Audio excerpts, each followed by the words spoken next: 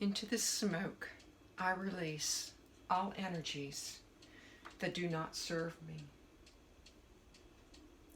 all negativity that surrounds, and I release all fears that may limit me. Good day, merry me. My name is Glennis. I'm the Witch of Whitetail Hollow, and if you're new and you've just found my channel, well, welcome. Thank you for joining me. And if you're returning, well, you know, you guys know how very much it means to me. And welcome. I'm just so happy to see everybody. I'm going to do my very, very best and participate in the October Pagan Vlog Challenge for this month. I'm kind of a couple of days late, and hopefully not too late, but I wanted to participate, and I'm going to do my very, very best to approach the subjects. And again, it basically was called, you know, whatever it means to you, and whatever calls to you, and whatever comes to your mind. And well, like I said, in here on this channel, it's going to be a pretty good mixed bag. But day one is hands, and I had to think about that for quite a good long time. Hands to me means so many things. I started to think about it.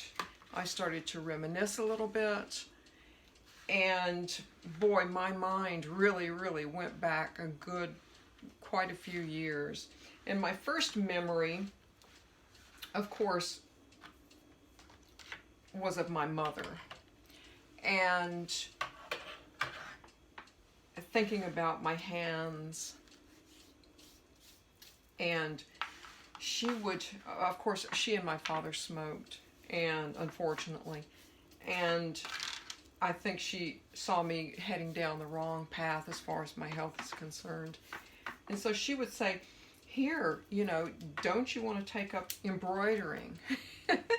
Now, some of you may know, and some of you may not know, but as far as me and sewing are concerned, now I can get in the kitchen and I can cook anything almost anything that you might want. But if someone, honestly, I'm being very frank here, if anyone pops a button, I break out into a cold sweat and go, oh, you're going to have to go to the store and get you another shirt, because I won't even sew a button on. Now, I have to admit, in the last 2 or 3 years, I have done better. I actually know how to sew a button on now, but mostly because I can't keep throwing shirts away. So, you know, and I have to be very frank with you. If you went and looked in my jewelry box, you'd see an awful lot of buttons. They never got sewed back on. But anyway, we're here to talk about hands. So, but yeah, my mom would say, well, here's a little kit for you. I must have been, I mean, a very, very young teenager. Here's a little kit for you, and you can embroider this, you know. So I'd get my hoop out, and I'd start, and I'd be embroidering, you know, and I'd be learning all of the stitches and everything. And she would get very frustrated with me because I didn't do it the way she thought I should do it. I did it in the way that I started a project and I wanted to finish it. And she would tell me, well, you're not supposed to just finish it all in a day. And clearly it was a very small thing, and I'm like, you know, why wouldn't I want to finish it? But she tried to keep my hands busy, and I'm sure she was going by the old adage is, you know, idle hands and the devil type thing. Anyway, I'm not going to go there, but she tried. I can just say she tried. But, and then I got to thinking about my dad, and his mantra was, you have to have a purpose. If you don't have a purpose in life, his theory was, if you didn't have a purpose in life, you would pass away sooner rather than later. And so he stayed busy. My mom stayed, you know, pretty busy, but he stayed always forever doing something. And my grandmother was the same way as well. We've always been very, very hardworking people. So I'm just honestly very, very accustomed to not being idle. And I think, in a way, it does keep me young, or younger, youngish. And so for that, I feel very fortunate about. But I also thought of my mother-in-law from long, long ago. Of course, she's been gone for many, many years. But she got just very, very discouraged. She sat there with me. We would sit together and have lunch and, you know, spend time with the grandkids and things like that. And she sat there with me one day and she just held her hands out. And she said, "Look at my hands." And it was, you know, clear that she had a little bit of arthritis going. I mean, I've worked hospital and I've seen much, much worse. But, you know, it was pretty clear. And she said, "They are just so ugly." And it just broke my heart. It just absolutely broke my heart. I said, "Nanny," that's what we called her.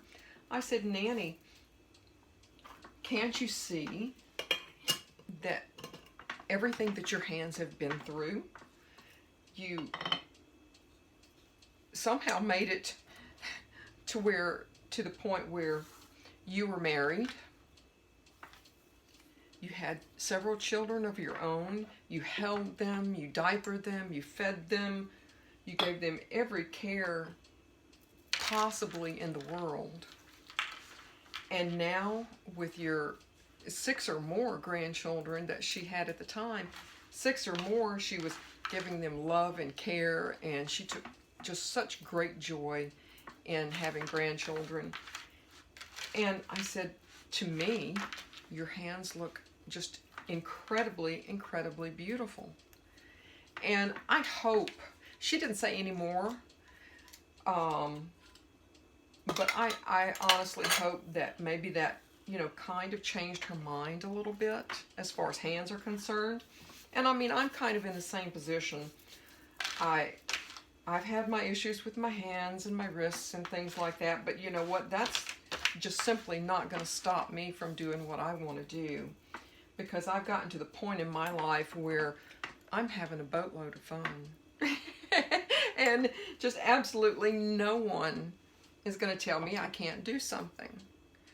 I mean, as far as my hands are concerned, I've had, like I said, I've had issues with some, but I had one bandaged up pretty good. Couldn't use it for a good long while.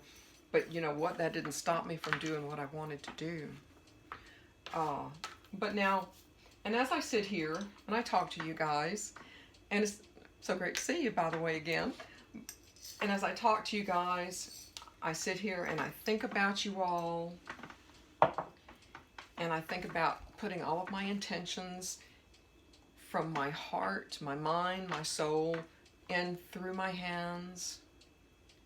Because I use my hands in my magic as a way of power. I don't really have like a wand per se. I use my finger. And every once in a while I will bring out a wand, but that's only for outdoor ritual. And that's only with a group, which I haven't done in a really very long time. But like I said, as I sit here and I talk to you guys, and I make this is actually a cleansing and protection mineral bath. I think of you all and think how wonderful it is to be here.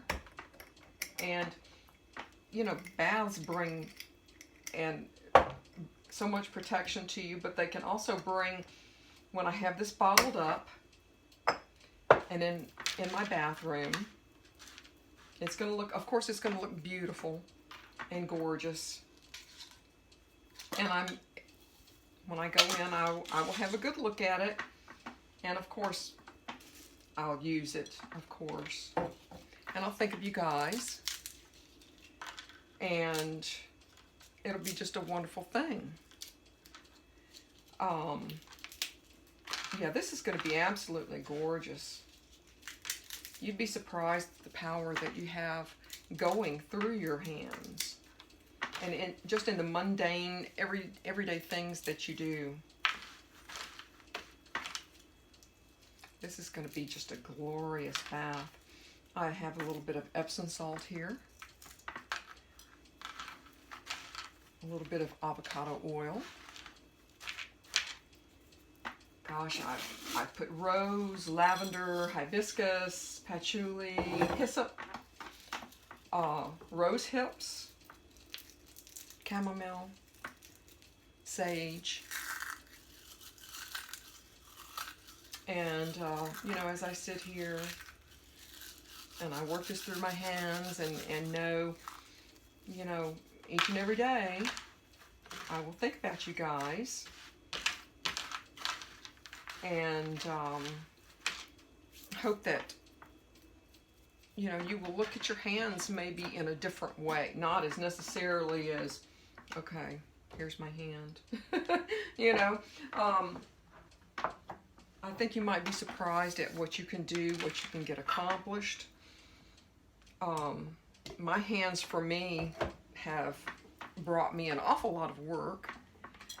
Not only in my magic, but in my mundane life as well.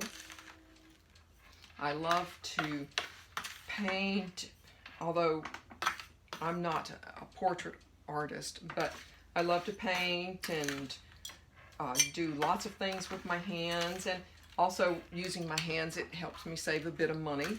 Of course, I'll be doing quite a bit of that pretty soon. Soon enough, I hope. Here you go. That's some of it anyway. This is going to be just absolutely, really, really, very, very nice. And I'll get the rest of this bottled up. And as some of you might see, maybe you can see, I don't know, I've got a few spells happening here today. I've got one for a very, very dear friend who, this is a healing spell for her and her pet, her fur baby. And I have something a little bit darker here and something a little bit darker over there, and then a calm me spell, and then way over there is a prosperity spell, because I think of you guys every single day, and I hope that you will join me every single day for this series. I will do my very, very best to catch up and keep up, but I hope you guys have a wonderful day, and with that I will say merry part, and I so hope to merry meet again. Goodbye, guys.